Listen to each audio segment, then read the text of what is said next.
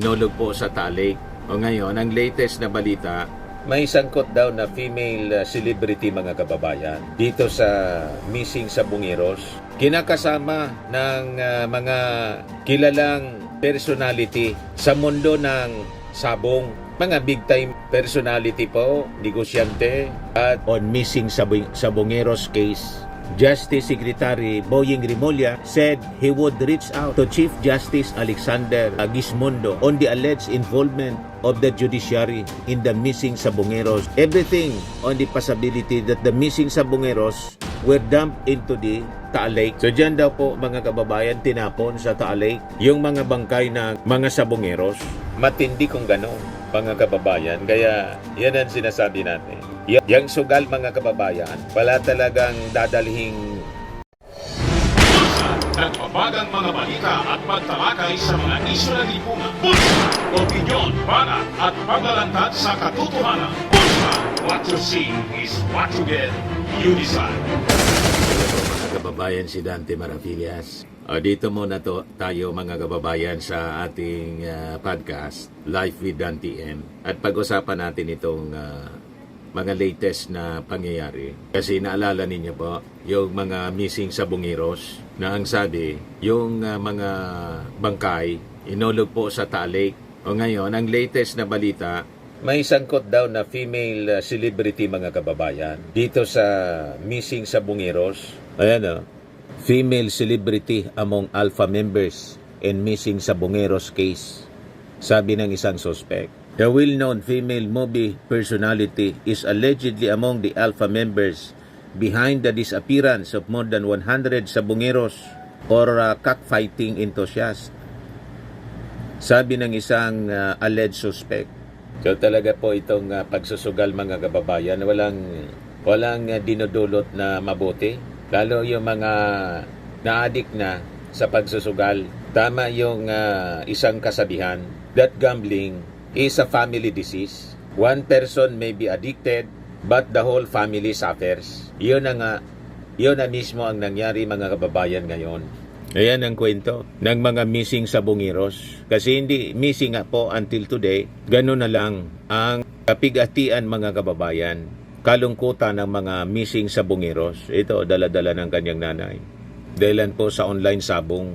Ito ngayon ang report ng GMA News. Female celebrity tag and missing sa Bungeros case. May naisip kayo mga kababayan kung sino itong female celebrity? Ako may naglalaro mga kababayan sa aking isipan kung sino ba ito na sinasabing kilala na celebrity na isang babae mga kababayan. Madali pong i-search kasi sa mga nakalipas na buwan at taon, may nakikita tayo na isang celebrity. Isa o dalawa yata ang nakikita natin na humahawak talaga ng mga manok na pansabong.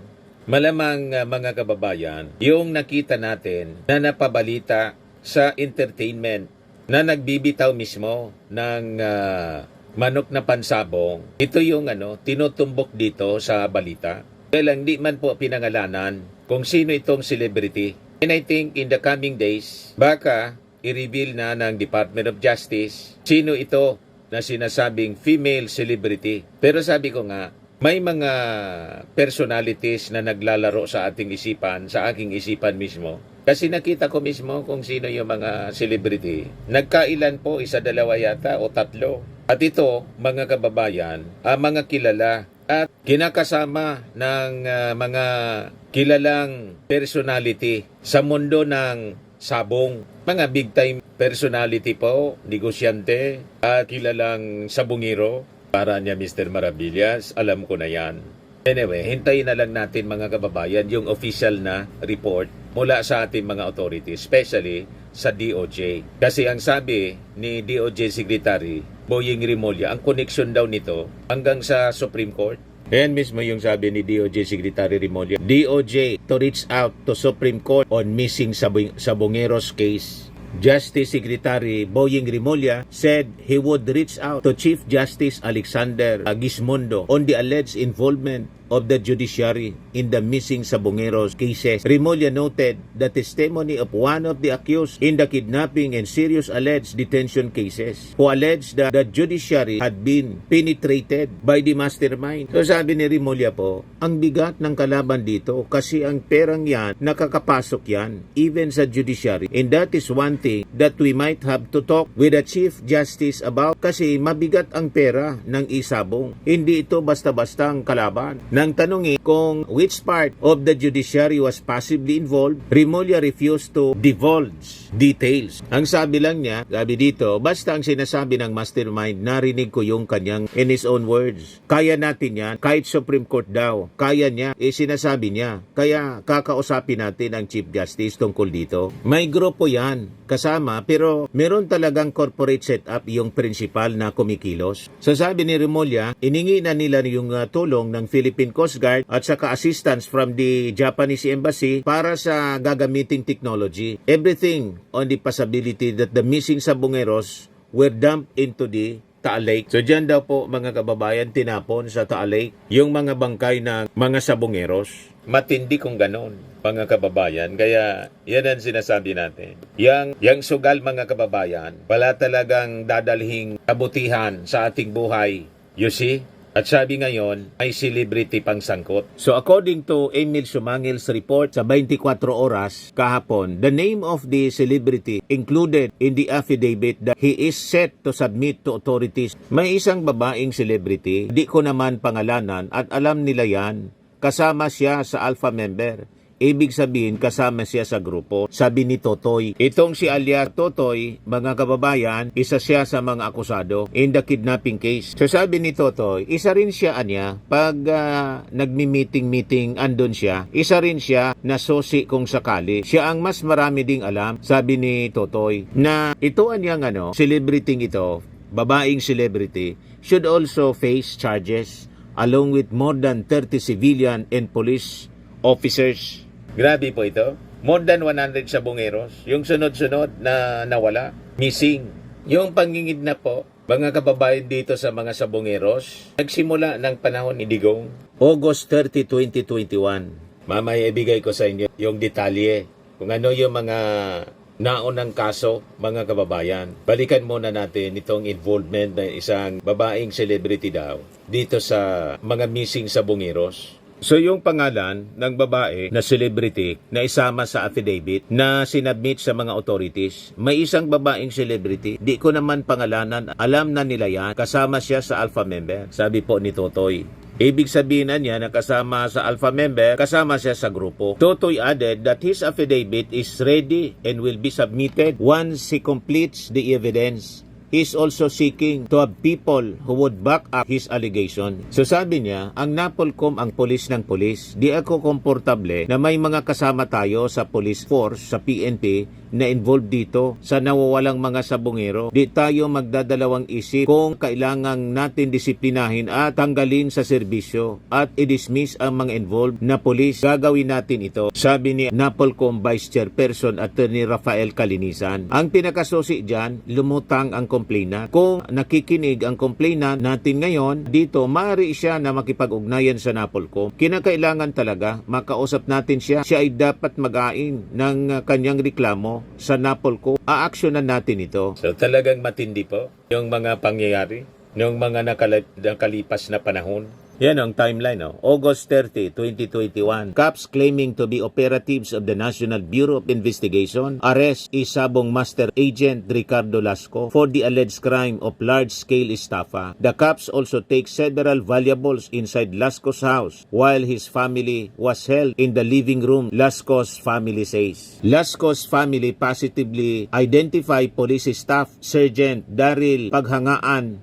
and Patrolman Roy Navarrete and Rigel Brusas as among the armed men who entered the residence at CG Brion Subdivision, Barangay San Lucas, San Pablo City, Laguna. Mga pulis po ang involto. So, panahon nito mga kababayan, ang previous administration, 2021. Panahon ni Digong, 2022. Panahon pa ni Digong, January 13, 2022. 6 Sabongeros leave Tanay, Rizal at around 1 a.m. and head to the Manila Arena to join 6 Cock Stag Derby. Later on, the victims are forced to board a gray van at around 7:30 p.m. and are never seen again. Sabi po ng Department of Justice. Yung mga victims, mga kababayan, yan o. John Claude Inunog, James Bakay, Marlon Bakay, Rondel Cristorum, Mark Joseph Velasco, at saka si Roel G. Gomez. Sunod-sunod siya. Noong February 28, 2022, former Senate President Vicente Soto say former President Rodrigo Duterte agreed to suspend isabong operation in the country. Kasi lumala. In March 1, 2022, former presidential spokesperson Secretary Carlo Nograles say Malacanang did not have any word yet on that, referring to Duterte's position on isabong operation. March 4, 2022, during a Senate hearing, the Philippine Amusement and Gaming Corporation, PAGCOR, says it has yet to resolve the issue on whether or not to suspend online cockfighting. Senator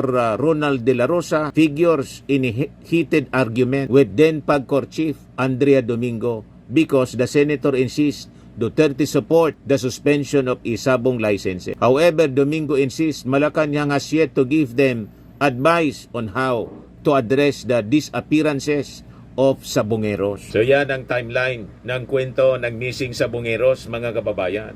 Ngayon, March 9, 2022, Malacanang issues memorandum which states that operations of isabong licenses not being investigated for alleged violations can continue. Pinagpatuloy pa, mga kababayan. Ito pala source natin ng timeline. Mula ito sa report ng Rappler para alam ninyo kung ano yung binabasa natin. Palace also orders the Philippine National Police and the NBI to conduct a thorough probe into the disappearances and submit the report to the Office of the President within 30 days from the issuance of this order. Ngayon, noong March 21, 2022, yung mga testigo inimplicate si Police Staff Sergeant Paghangaan and Patrolman Navarrete on the alleged abduction and disappearance of Lasco. The 4 women, relatives of the missing sabongero, names the cops during the Senate hearing. On the same day, businessman Charlie Atong Ang denies allegation that he allegedly could make a sabongero go missing for 5,000. So may idea na po kayo, mga kababayan, may na-mention na isang kilalang tao, si Charlie Atong Ang. Sa report po ng Rappler, pero nag-deny. On the same day, businessman Charlie Atong Ang denies allegations that he allegedly could make a sabongero go missing for 5,000. O, tingin ninyo, sino yung female celebrity po? May idea na po kayo kung sino yung sinasabi ni Totoy na may female celebrity sabit dito. O ngayon, March 29, 2022, Duterte justifies his decision to not suspend isabong and says the government earns around 640 million from it every month. Parang yung operations ng Pogo. Ang daming dinalang problema, mga kababayan, sa ating bansa. Paglaganap ng mga krimen, buti na lang pinatigil ng ating Pangulong Bongbong Marcos. You see, nanginayang si Digong sa 640 million nakita daw ng gobyerno every month. Kayo, baka nagdududa kayo, sabi ni Digong, bakit hindi ko hininto? Hindi ko ininto kasi kailangan ng pera sa isabong ng gobyerno. Duterte says during his public address, I make it public now. It's 640 million a month. In years time, it's billions plus. Saan tayo maghanap ng ganoong pera sa pera na kadali? Dagdag pa, mga kababayan ni Digong. Kaya tuloy lang anyan ninyo. Tuloy lang yung isabong. Ngayon, noong May 3, 2022, after hyping isabong supposed economic benefits and giving the order not to suspend it, Duterte says he will order putting a stop to isabong. Duterte says he ordered the Interior Department to conduct a survey and found that isabong's social impact is worrying. Ngayon, the Senate Committee noong May 26, 2022, panahon pa rin ni Digong, the Senate Committee on Public Order and Dangerous Drugs uploads its committee report number 646 which seeks further investigation into Atong Ang and his online sabong or cockfighting firm, Lucky 8 Star Quest. The Senate committee also seeks to check ang alleged involvement in the disappearances of Sabongeros since 2021. The committee also recommends the PNP Criminal Investigation and Detection Group at saka yung NBI to conduct a further investigation. Itong si Senador Bato de la Rosa, Mig Sobiri, Bong Revilla, Risa Ontiveros, and former Senators Ralph Recto, Franklin Drilon, and Laila de Lima signed the committee report. Noong December 2, 2022, the families of missing Sabongeros meet with and agree to hold regular dialogues with the DOJ to discuss the disappearances. On the same day, the Justice Department says it has already met around 20 families of missing players. Meanwhile, itong CIDG also says complaints have been filed anya laban sa mga pulis in relation to Lascos case and another complaint in relation naman sa iba pang mga missing Sabongeros. Noong December 19, 2022, panahon na ng ating Pangulong Bongbong, yung DOJ announces it has indicted paghangaan Navarrete and Brosas over the robbery and kidnapping of Lasco. The DOJ panel says it had found probable cause to indict the cop, adding that the case will be filed before the regional trial court ng San Pablo City. The Justice Department's resolution is dated November 5 but is announced only on December 19. Ngayon, noong December 23, 2022, sabi ng DOJ na kanila din na inindict ang 6 pang mga personalities over kidnapping and serious illegal detention daw nitong sa kanilang involvement sa disappearance ng mga Sabongeros who went missing in Manila noong January 2022. Then the DOJ panel of prosecutors nagsabi na nakitaan nila ng probable cause para kasuhan itong mga individuals for 6 counts for each the charges. Ito yung mga na-indict mga kababayan na mga personalities before the regional trial court ng Maynila. Yan po, si Jolie Patiyungan, Clear Codilla, Mark Carlo Sabala, Virgilio Bayo, John Ray Consolacion, tapos si Roberto Matiliano Jr. Ngayon, noong 2023, February 14, 2023, yung ating presenting Secretary ng Justice, si Boying Rimulya, in-announce that 6 million pesos reward will be given to anyone who could give information about the whereabouts nitong mga suspects sa disappearance ng mga Sabongeros sa Manila Arena. So, ginawa niya yung announcement during his meeting with the families of missing Sabongeros. So, makita ninyo mga kababayan, yung efforts na seryoso para masolusyonan ito nasa present administration na po. Sa pamamagitan po ni DOJ Secretary Boying Rimulya.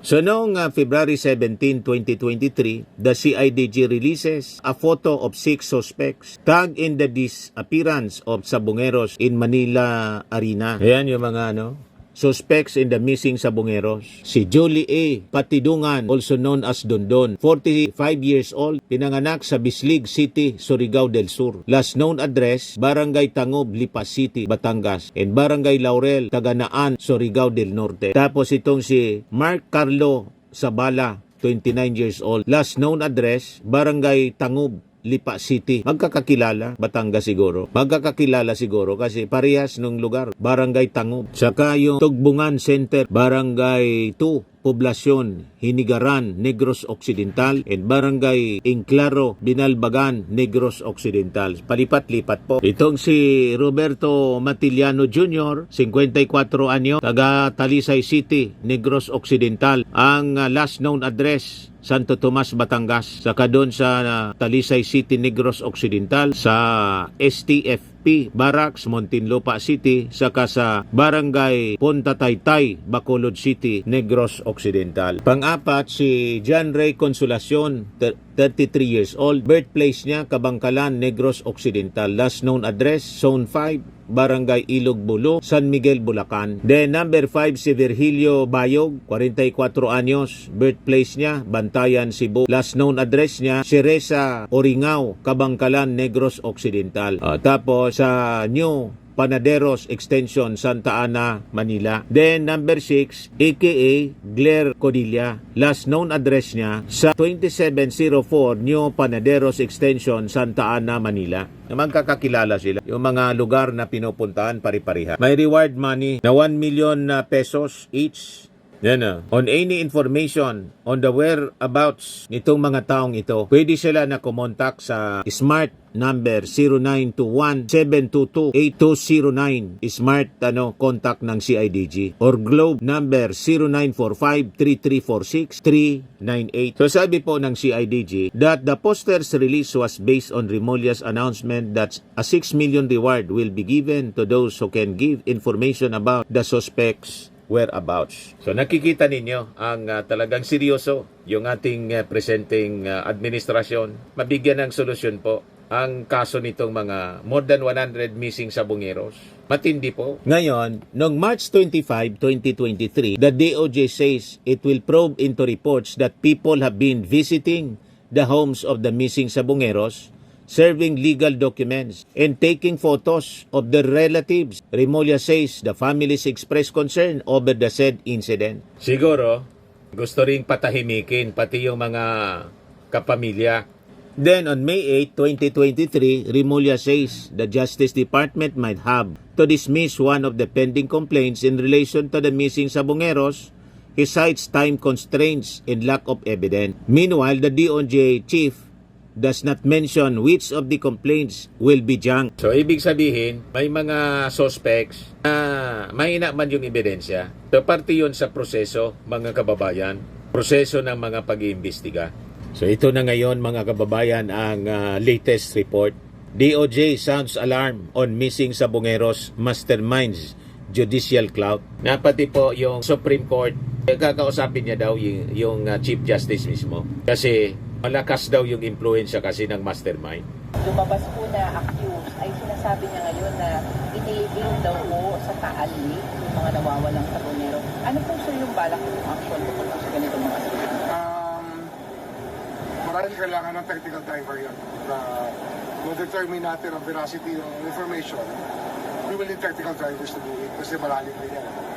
And it's not easy to go into a lake bed to look for human remains.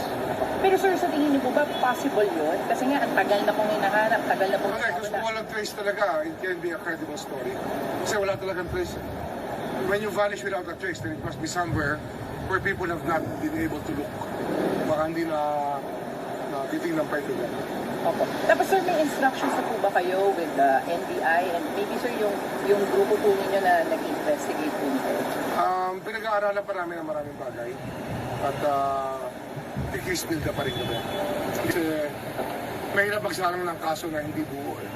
So binubuo pa namin lahat ng detalye ng kaso.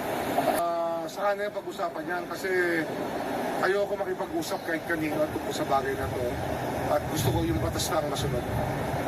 Batas lang masusunod. Sir, yung mga family po kasi after nga po ito whistleblower, parang nagkaroon sila ng hope na baka daw makita nga yung mga remains na kanilang Ngayon nga yun eh. It's one of the things that we have to do. And then, we cannot set a case aside. We have not exhausted all efforts to locate the human remains. Kailangan magawa natin ang paraan na mahangap itong mga bangkay o kaya kung ano man mga labi ng mga nawawalang tao. sa cases po.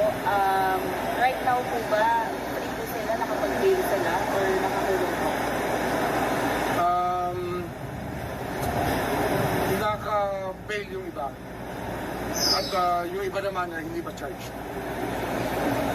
Ano yung gusto niyo sabihin ngayon? Tsaka meron din mga andyan pa rin sa paligid na alam mo na.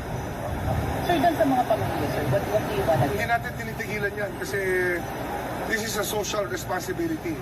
It's a responsibility that all Filipinos have to put to rest any doubts about the people we love. Yung mahal natin sa buhay, dapat ginagawa natin ang paraan para mahanap natin sila. Kasi yung nawala na parang bula, hindi maganda yun. So itong statement sa sinasabi, what do you want po ito pong taong ito na lumapit na talaga sa NBI, lumapit sa PNP? Kasi parang may sinasabi pero papasok po ba ito sa korte? Paano po ba? Pwede yan. Pagka we-vet natin, pag-aaralan natin yung sinasabi niya. Kasi may hawak na mga ibang testigo eh. Pero marahil, kung kakausapin ko, kung sino man ang gustong pumunta rito upang magsabi ng katotohanan. Kasi ano to eh, nasa ano to eh, nasa kaluluwa to ng Pilipino. It's in the very soul. It's very much into the question of the Filipino soul. How we can put to rest things that happen to us. Ito naman po, Firmax Firming and Lifting Cream, pinapahid po sa mga pulses in affected area. Mainam po sa paninigas ng mga kaso-kasuan. Ito naman po, Automax Radiant Serum. Sa mukha naman yung application, anti-aging po siya. You will look 10 years younger than your age. Sa mga cancer patients naman po, baka lang gusto ninyo itong itry. Neng siya red mixed fruit drink. Hindi mo po siya gamot, food supplement siya. Kaya lang, gawa siya mga kababayan sa goji berry. Yung goji berry may anti-cancer properties. O ngayon, yung mga inquiries ninyo, dumiritso na lang kayo sa aming messenger sa Facebook para masagot namin agad. Ayos pa? Ayos na ayos niya, Mr. Maravilla.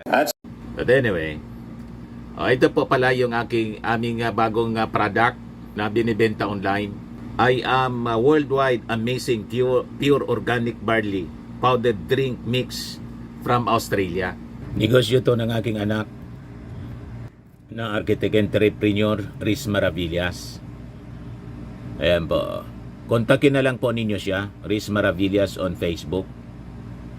Ang mga health benefits niya, boost immunity, improves digestion, enhance energy levels, packed with antioxidants, prevent cancer. Sa mga nagana po ng malinis and spacious fitness gym, pumunta lang po kayo sa aming Colossal Fitness Gym. May Grab car rental din po kami. Ito naman po yung bago naming product na binibenta online. Eye Glow Serum, whitening po siya. Tingnan ninyo yung epekto sa aking anak na architect before and now. Yung mga inquiries po ninyo, dumiretso na lang kayo sa kanyang Facebook account, Riz Maravillas.